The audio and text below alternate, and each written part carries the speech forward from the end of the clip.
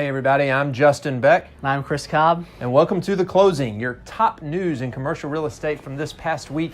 Everything you need to know before you head off into the weekend. Let's get started with a little bit of news from Florida, over in Jacksonville. Florida's largest building, over 1,700,000 square feet of warehouse recently traded. A group out of Colorado purchased the property. Yes, Arsenault Holdings. This was a huge distribution center for the likes of some of the biggest companies in the country, such as General Dynamics, Samsonite, Bacardi. Absolutely massive facility over there in Jacksonville. Bacardi, a great Florida company. So it was about 74% leased when they bought it. Group out of Colorado, Arsenault Holdings. Big deal over in Jacksonville, Florida. Sure. Anytime you can claim that you have the biggest building square footage-wise commercially in a state, I think it's a pretty cool claim. Very cool. Lifetime Fitness has announced they are going to be building a 124,000 square foot resort fitness community in Frisco, which is a great concept, promotes health and wellness, not just for people that live in the area, but if you're on vacation, it's a great new concept to promote health and wellness.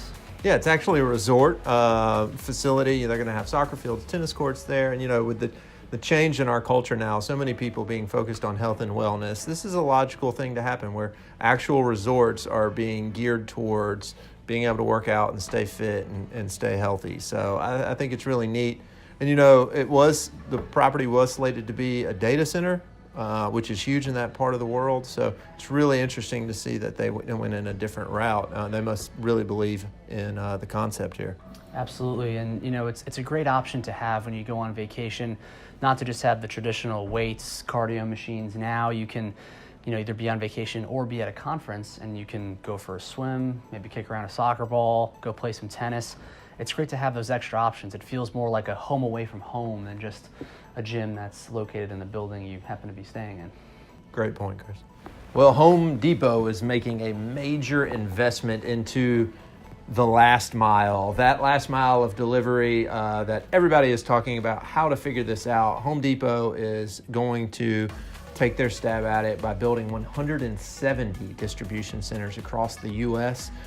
In hopes that they can get to same day or next day delivery to jobs and home sites as online shopping becomes more and more of the thing to do, and more people are buying online rather than in brick and mortar stores. So Home Depot is basically re-engineering their business model in a lot of ways. Absolutely. Massive investment, about $1.2 billion Home Depot estimates it's going to cost over the next few years to get these 170 facilities open, up and running, to get that last mile. But I really like it. It shows a big commitment on their side for the customer service end of it. They're agreeing that the times are changing. They need to be able to get a little bit closer to their customers. I really like they're taking this head on, and they're going to make the investment to do it. Everybody who's doing home renovations, they want something different. People are accustomed to finding the products they want, but what they hate doing, and I know because I'm in the middle of a remodel at my house right now, is you hate waiting 6 weeks, which is ridiculous for a certain bathroom fixture. You want it now. And with this investment, Home Depot is making a big promise that they're going to deliver on it. Sure, and I agree. I'm a millennial. I want everything right now, and lead times are big. That's a big thing. And if you can get that lead time down, you're going to keep a lot of people happy, and you're going to keep them coming back. So Domino, famous for their saying, "Oh yes, we did," is now going to take on a campaign to repair local roads, potholes in communities in an effort to make a little bit of a dent in the infrastructure, not crisis, but infrastructure issue that we have currently in the U.S. And they're not the first company to try it. KFC, I believe, tried this a few years back.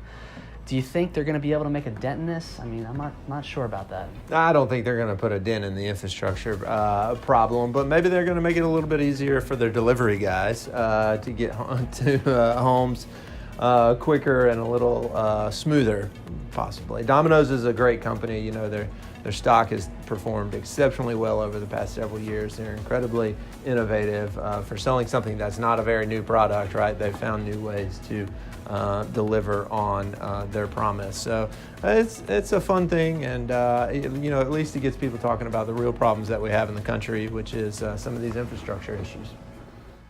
Well, there you have it. Couple of good, tasty morsels, as we like to say here on the closing. We talked about Domino's and fitness clubs, both in the same segment. Talked about Home Depot doing some cool stuff with logistics, and we talked about a Colorado-based company buying the largest building square footage-wise in the state of Florida. Thanks for joining us. We will see you here next week, same time. Have a great weekend, and get psyched and pumped for next week and all the commercial real estate world has to bring.